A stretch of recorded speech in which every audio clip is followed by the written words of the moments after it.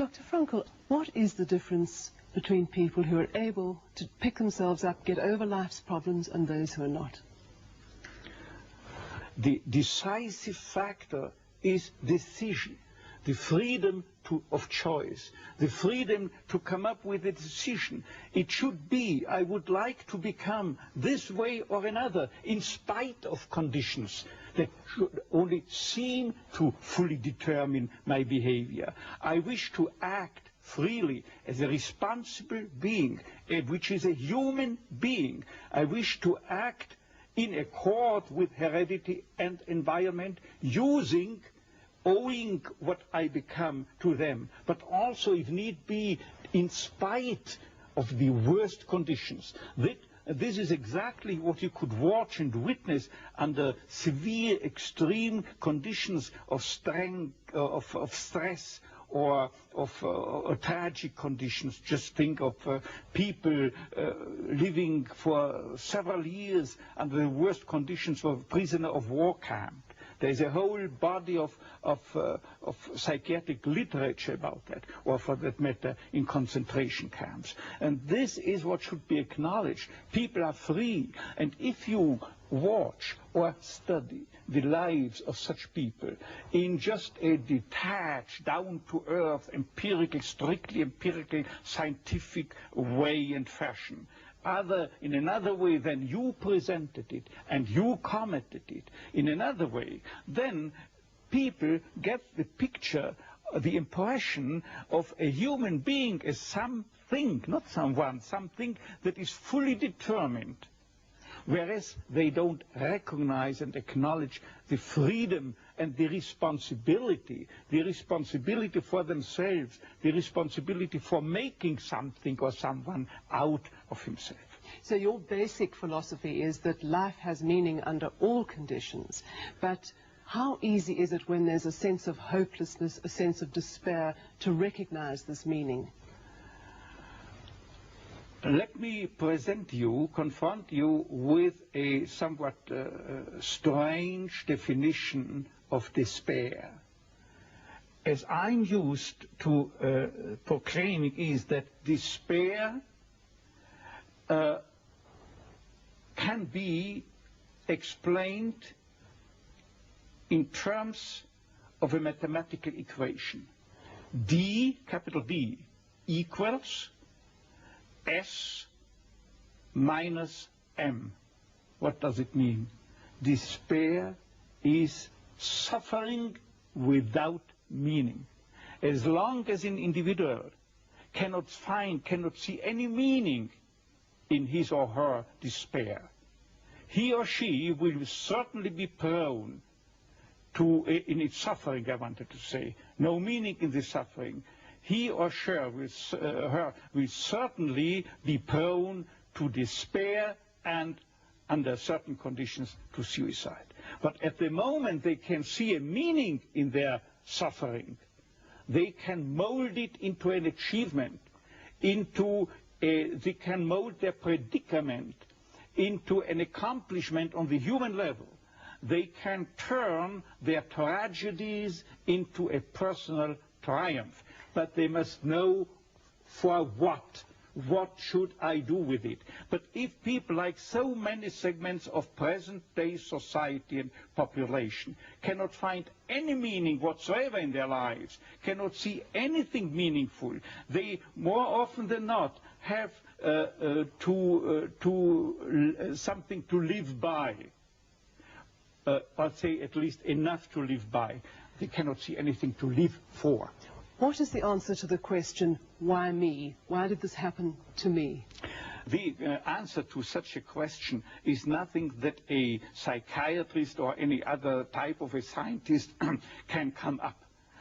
But I would not share the opinion of, say, Jean-Paul Sartre, who said we have to accept and to shoulder courageously, heroically, the absolute meaninglessness of our lives.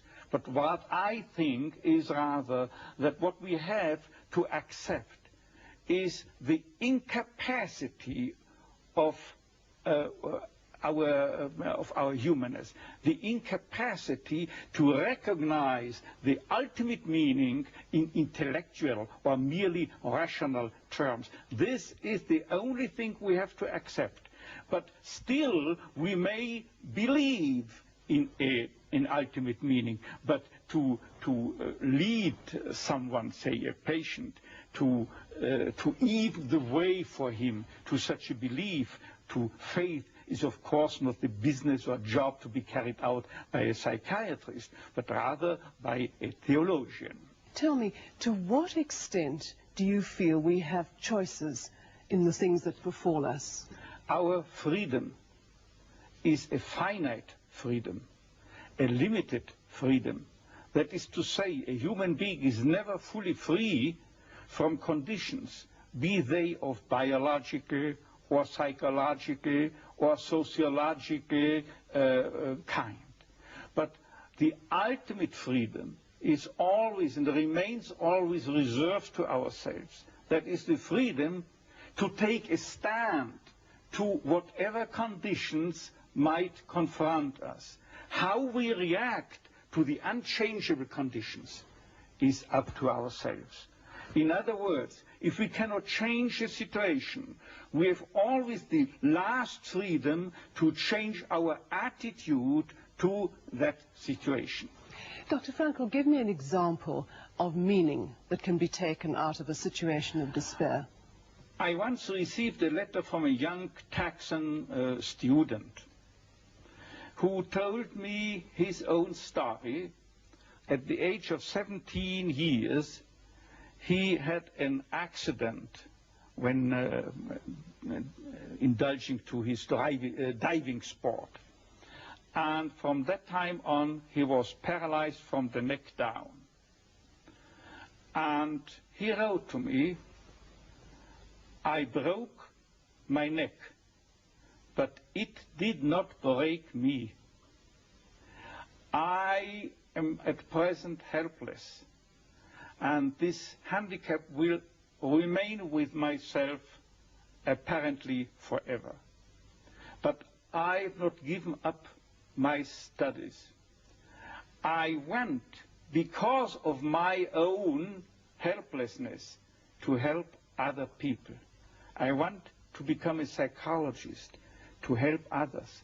And I'm sure," he wrote to me, "that my suffering will add an essential contribution to my ability to understand others and to help other people." This man, three years later, was invited by me to deliver a lecture, to read a paper at the 3rd World Congress of Logoterapia taking place at the University of Regensburg in West Germany. He was brought in and with his wheelchair by a plane from Texas to West Germany and delivered a lecture under the title, "The Defiant Power of the Human Spirit." The last sentence read, "I know that this is true because that man was me." For a quarter of a century, I had the honor to be the director of a neurological department at a general hospital. And believe me, throughout that time, I had ample opportunities to watch and witness how even young people could master their fate. Young girls, for instance, that had danced a weekend before in a disco, then were paralyzed due to a brain tumor or a tumor of the spinal cord, a neoplasm of the spinal cord, or how young men who the last weekend still were skiing in the Austrian Alps or driving their Yamaha motorcycle, could no longer move a leg. And I've seen people who were amputated. All 4 extremities had to be taken away due a certain case, what I have in mind, due a high voltage electric accident. And I know that one told his former nurse from the hospital, he wrote to her a letter, before this terrible accident, I was bored and always drunk. And since my accident, I know what it means to be happy. Imagine, with no extremities.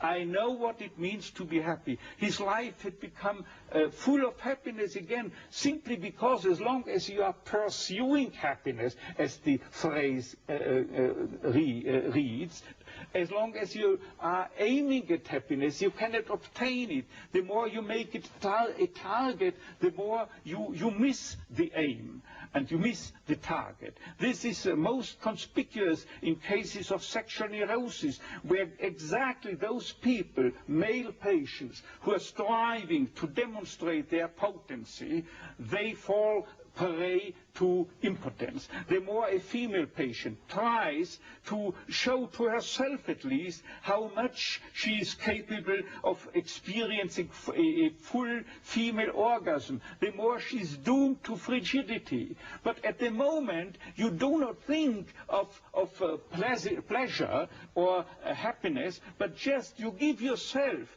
be it in sexual activities, be it in work, be it in love, at that moment that you are no longer concerned with becoming a happy or a successful man or a woman. At that moment, happiness installs itself by itself. But Dr. Frankl, tell me, how could the people in the death camp at Auschwitz, and you were there yourself, what meaning could they take out of an absolutely hopeless situation? They knew they were going to die. What I can say about the lesson I took home from Auschwitz and Dachau and so forth, let me prefer to speak in a more personally detached way by referring to the absolutely parallel experiences that people had in prisoner war camps.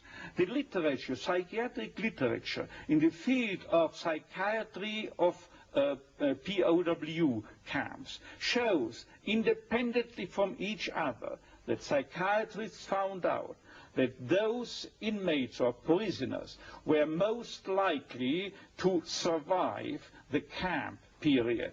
Those, I say, who were orientated toward a future, orientated for becoming free again in the future, and most importantly, oriented to a meaning that they had to fulfill in the future, a task that they had to complete in the future, and or to be reunited with their beloved people in the future again. Let me just recount an incident that happened to me in one of my own concentration camps.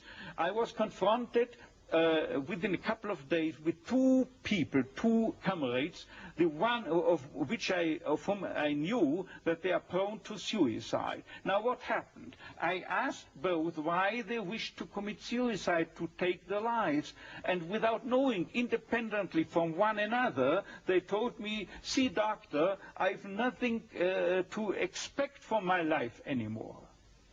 And you know what I improvisingly asked them? Now listen, isn't it conceivable that instead life expects something from you? And then it turned out that one of them was expected by his own daughter, whom he loved above all. In the United States, she had already succeeded in emigrating. And the other then frankly told me and confessed that there was a series of books that he had written and or edited in the field of geography, it was, as far as I remember, and he wanted to complete this series of books. And at that moment there was something like a Copernican reversal. Suddenly the scenery had turned 180 degrees around. Suddenly they saw they have to do something for the world. and not waiting until the judgment is issued, death or survival. But these very people have the highest chances to survive under equal circumstances, of course. What I mean is that millions had to die in the concentration camps, particularly in Auschwitz, as you might know, and millions and hundred thousands of them were certainly oriented toward a meaning, if for no other meaning, in religious terms. And they had to die, as they would have said,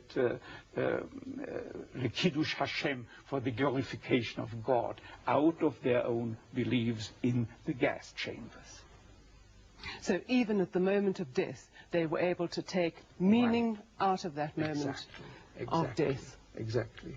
You see, there is what I'm used to calling, when speaking to my students, as the tragic triad of human existence, consisting of pain, death, and guilt.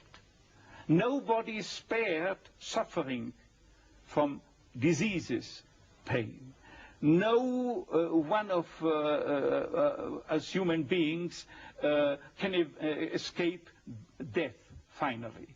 And there is no one who could keep himself free from guilt. It is not possible. But always, as I put it before, always suffering, tragedy can be turned into a triumph, into a human achievement. And as to death, it could well serve as an incentive to responsible action, because unless we were mortal, imagine if we were immortal, then we could postpone everything. There were no hurry. There were no need to do something right now. But there is a wonderful word of an author who has not written but said it about 2,000 years ago. You find it in the Bible. It is Hillel, Hillel, who once said, if I'm not doing it, who will do it? If I'm not doing it right now, when shall I do it? But if I'm doing it only for my own sake, what am I? This means no really human being. Because a human being is not someone, as psychotherapeutic systems depict the human being. He is not someone that is concerned primarily and originally with complexes, conditions, conflicts, and problems going on within his psychological system, intrapsychically, as it were. But normally, fundamentally, originally, primarily, basically, any human being is concerned with something out there in the world, is concerned with someone out there in the world, a work to do, a job to complete, a task, a meaning, a mission in life waiting for him exclusively to be materialized, to be actualized by him and by no other person. Right now, who else if not he? And finally, this he doesn't do for himself, for his tranquility, for his discharge of tensions, for his inner equilibrium, for getting rid of the stimuli or of the superego which is dissatisfied, or obeying the father image. But he's doing it for the sake of a cause to serve, or another person to love, and never for himself only. Thus, this is what man can do. And imagine if he were not mortal, then he could postpone everything. There would not be the 1/3, the 2/3 of Hillel's dictum. There would not be sense in the formulation when, if not now, because he's immortal. To get back to suffering and despair, sometimes it seems that some people seem to have a much heavier load than others. Do these people not feel after a while, can I still continue to take meaning? You wouldn't believe it. It comes to mind that there is a specific statistical, strictly empirical study that was published a couple of years ago by two famous psychologists. And it turned out, by way of not only of statistics, but by test batteries, that people prone to death, who knew that they were dying soon, had a higher sense of meaning than normal populations. And if I tell you the story that the dean of the School of Nursing at the University of Texas, in the Texas Medical Center in Houston, a famous center, she wrote me of a case of a young girl, very young girl, about 17 years of age or so, who was paralyzed totally, also up to her neck, and could only by use of a mouth stick type letters. And Dean Stark, that nurse, told me within 3 lines, I remember this letter, she told me that that girl is reading newspapers day by day, watching television, and as soon as she comes across an individual in a tragic life situation, she types with the mouth stick on the typewriter letters offering them consolation and comfort. And she has some credibility, believe me. And she, the dean, Stark, says she's full of confidence. She has a strong sense of abundant meaning in her life, while others who cannot see meaning under the best conceivable of conditions take their lives because they are frustrated. They are caught in an existential vacuum, in a sense of meaninglessness and emptiness. I have described it in a book of mine as soon as in 55. Since that time, it has ever more been increasing worldwide. You find you are facing it not only in Western countries, you are facing it in the so-called third world, you are facing it in communist states, and communist psychiatrists also describe it in their literature. What Frankl tells us about this existential frustration is also observable in the communist countries. So are you saying that in order to find meaning, it is necessary to experience suffering?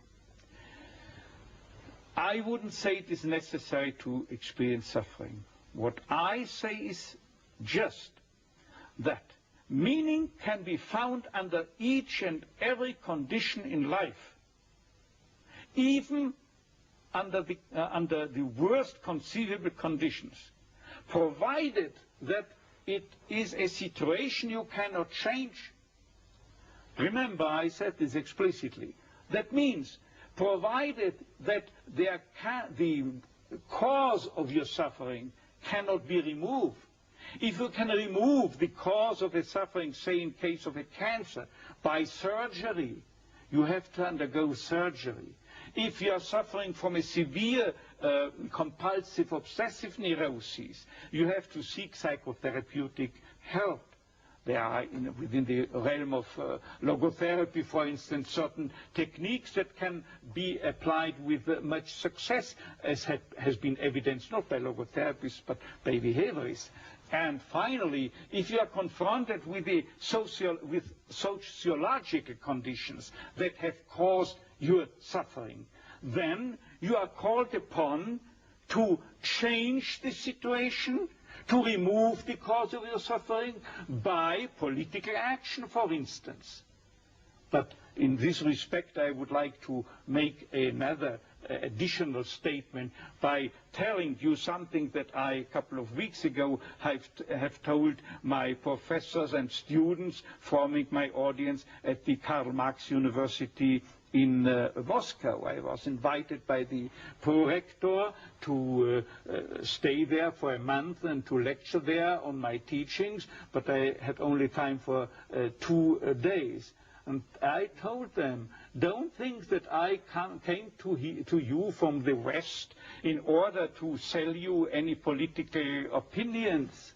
No, I don't come as a politician, but I speak to you on a meta-political level. This means that I recognize only, on a worldwide scale, only 2 styles of politics, or 2 types of politicians.